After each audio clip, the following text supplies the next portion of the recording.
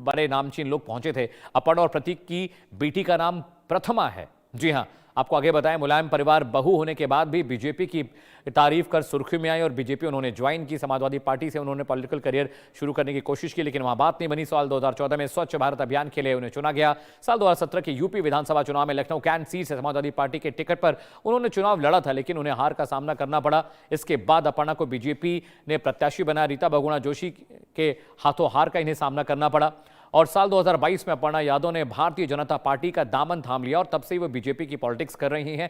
भगवा की बात करती हैं, योगी आदित्यनाथ की यदा कदा तारीफ भी करते हैं। आपने सुना होगा, वर्तमान में अपर्णा यादव यूपी राज्य महिला आयोग के उपाध्यक्ष का पदभार संभाल रही है। जिम्मेदारी उनको दी गई है। अरविंद सिंह बिष्ट और लखनऊ नगर निगम में अधिकारी रहे एमबी जो बिष्ट थे, ये उनकी बेटी हैं। तो देखिए, प्रतीक यादव ने किस तरह से सोशल मीडिया पर आकर अपनी जो व्यक्तिगत निजी लड़ाई थी उसका ऐलान किया है और उन्होंने लिखा है कि अपर्णा यादव एक स्वार्थी महिला है, उन्हें सिर्फ अपना हित दिखाई देता है। उन्होंने कहा कि इस महिला से शादी कर मैं पछता रहा हूं।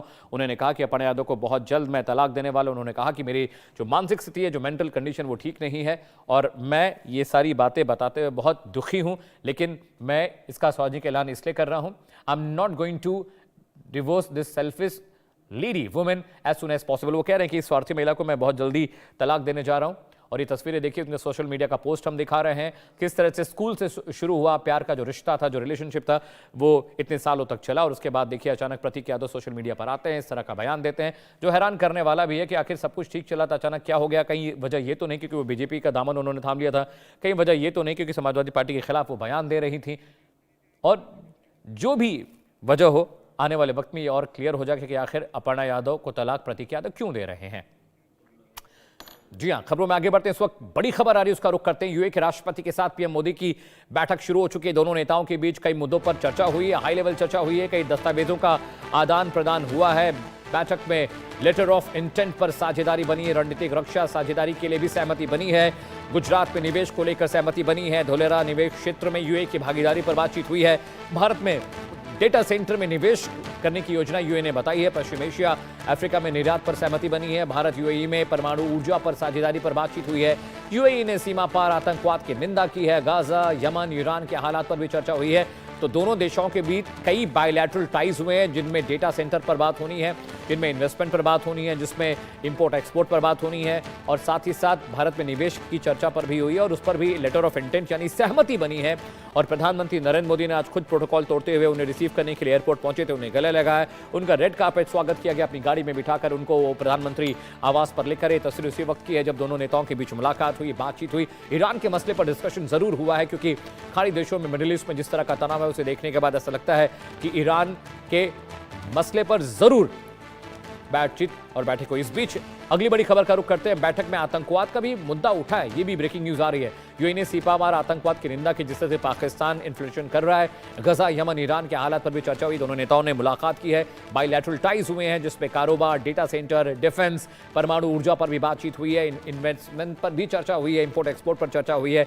सऊदी एक बड़ा एक्सपोजर भारत में इन्वेस्टमेंट करने जा रहा है। भारत भी सऊदी के साथ ऑलरेडी उनसे क्रूड हम इंपोर्ट करते रहे हैं, उनको हम खाद्य पदार्थ भेजते रहे हैं और सऊदी भारत का एक अच्छा मित्र देश है, मित्र राष्ट्र है। कुछ दिन पहले अभी प्रधानमंत्री नरेंद्र मोदी भी सऊदी अरब के दौरे पर गए थे। उसके बाद वहां से आने के बाद भी कई साझा कार्यक्रमों का ऐलान किया गया, बायलैटरल टाइज का ऐलान किया गया और दोनों मुल्कों के बीच कई सारे मसलों पर दस्तखत हुए हैं, कई सारे अग्रीमेंट हुए हैं, कई चीज़ें साझा की गई हैं और वो तमाम पॉइंटर्स हम आपको बता रहे हैं। लेकिन सबसे अहम है कि ईरान पर चर्चा हुई है और पाकिस्तान की ओर से जो आतंकवादी गतिविधियां भारत की सीमा में हो रही है, जो इन्फिल्ट्रेशन हो रहा है, उसे भी लेकर दोनों नेताओं के बीच गुफ्तगू बातचीत हुई है। प्रधानमंत्री नरेंद्र मोदी काशी का एक पोस्टर उन्हें दिखा रहे, एक काशी के घाटों की एक इमेज थी, एक बड़ा पोस्टर था जो दिखाते हुए दिख रहे हैं और बातचीत कर रहे हैं दोनों नेता। और आज दोपहर में जब जायद साहब पहुंचे थे यहाँ पर इंडिया, तो उनको खुद रिसीव करने के लिए प्रधानमंत्री नरेंद्र मोदी गए, उन्होंने उन्हें गले लगाया, रेड कार्पेट स्वागत किया गया। और देखिए, ये प्रधानमंत्री निवास की तस्वीरें हम आपको दिखा रहे हैं, जहां पर दोनों नेताओं ने बहुत लंबे वक्त तक बातचीत की, गुफ्तगू की और एक दूसरे के साथ अपने विचार साझा किए।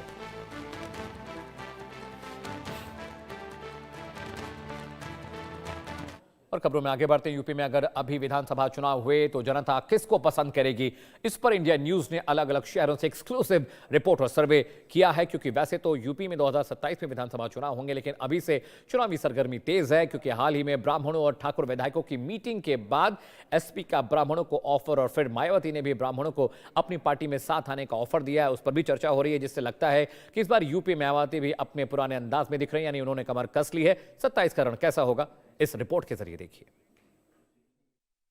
27 में विधानसभा चुनाव होने हैं, ऐसे में तमाम पार्टियों की तरफ से आरोप प्रत्यारोप लगने शुरू हो गए हैं। अखिलेश यादव की तरफ से कहा जा रहा है कि बेरोजगारी बढ़ी है, पूरे उत्तर प्रदेश में क्राइम बढ़ा है, तमाम इस तरीके की बातें कही जा रही हैं। ऐसे में गाजियाबाद की जनता क्या सोच रही है वो हम जान लेते हैं। सर, क्या नाम है आपका? मदन मोहन अग्रवाल। मदन जी, आप किस तरीके से देख रहे हैं 2027 में चुनाव होना है, यदि आज ही चुनाव होने लगे तो किसकी सरकार बनेगी? सरकार जिसने क्राइम को ख़त्म किया है, जिसमें हिंदू मुसलमान को ख़त्म किया है, सरकार उसकी बनेगी, और जिसका जनता साथ देगी उसकी बनेगी। अब आरोप भी लग रहे हैं, अखिलेश यादव कह रहे हैं बेरोजगारी बढ़ रही है, अत्याचार बढ़ रहा है, क्राइम बढ़ रहा है, क्या लगता है आपको? अखिलेश जी किस यूनिवर्सिटी में पढ़ के आए हैं मुझे समझ में नहीं आती। महंगाई जिस दिन से स्वाधीन हुआ है भारत, आज माइनस में है कहीं कहीं, और हमारी 0.4 0.5 महंगाई चल रही है। क्या चाहते हैं? इंदिरा गांधी का सुना था, जब भारत विकसित होता है तो महंगाई बढ़ती है, 20% महंगाई थी। इनको जब याद नहीं आई, यूनिवर्सिटी में किस यूनिवर्सिटी में पढ़ के आए हैं? अत्याचार की बात है, जब यहाँ पर अत्याचार होते थे तब जो पीटता था उसको हवाई जहाज से बुला के लखनऊ सम्मानित किया जाता था। देखिए, और महिलाएं भी हमारे साथ हैं, उनसे भी जान लेते हैं आखिरकार उनकी पसंदीदा सरकार कौन सी होने वाली है 2027 में। किसको चुनेंगे आप? योगी जी। योगी जी को चुनेंगे? बिल्कुल। क्योंकि अब तमाम जो पार्टियां हैं वो तो आरोप लगा रही हैं, वो ये कह रही हैं क्राइम बढ़ गया है, बेरोजगारी बढ़ रही है।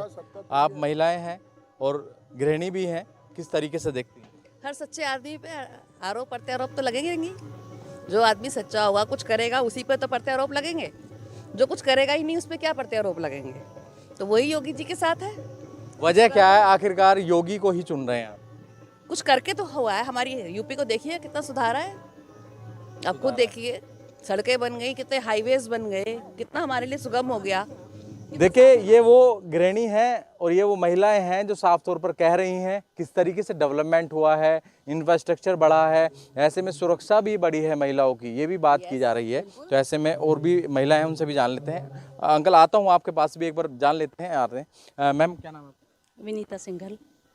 विनीता जी, आप किस नज़रिए से देख रहे हैं, यदि आज ही चुनाव होने लगे तो किसको चुनेंगे, किसकी सरकार बनने वाली है? योगी जी। योगी जी की। हाँ जी। क्या वजह है आखिरकार योगी जी को चुन? है, योगी जी के आने से पहले रोज़ दंगे फसाद होते थे, रोज़ लड़ाइयाँ होती थी, और उनको कभी पनिशमेंट भी नहीं मिला। जो लड़ाइयाँ करते थे, इतनी मर्डर हो रहे हैं, हत्या हो रही हैं, सब कुछ बहुत मतलब ना के बराबर हो गया है। अब महिलाएं सुरक्षित हैं, सबको सुविधाएं मिल रही हैं हर तरह की। अम्मा जी क्या कह रही हैं, क्या बता रही हैं योगी जी के लिए? क्या उन्होंने